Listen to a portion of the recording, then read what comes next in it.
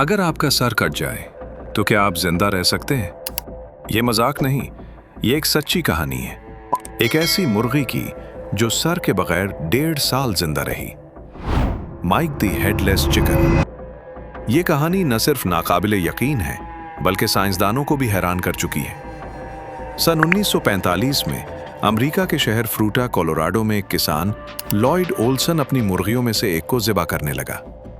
उसने कुल्हाड़ी चलाई, मगर हैरत अंगेज तौर पर मुर्गी मरने के बजाय खड़ी हो गई। आमतौर पर सर कटने के बाद जानवर फौरन मर जाता है, लेकिन इस मुर्गी के साथ कुछ मुख्तलिफ हुआ। हकीकत यह है कि मुर्गी का ज्यादातर दिमाग सर के पिछले हिस्से में होता है। कुल्हाड़ी का वार इस हिस्से को मुकम्मल तौर पर नुकसान नहीं पहुंचा सका। इसका मतलब यह हुआ कि इसका ब्रेन स्टीम महफूज रहा, और यही हिस्सा सांस, दिल की धड़कन और बुनियादी हरकत को कंट्रोल करता है। इसीलिए माइक न सिर्फ जिंदा रहा बल्कि चलता फिरता भी रहा। मालिक ने देखा कि मुर्गी जिंदा है तो उसे मारने के बजाय संभाल लिया। वो उसे ड्रॉपर के जरिए दूध और पानी देता और खाने के छोटे जर्रात उसके हलक में डालता। कुछ ही दिनों में यह खबर पूरे इलाके में फैल गई और फिर पूरे अमेरिका में।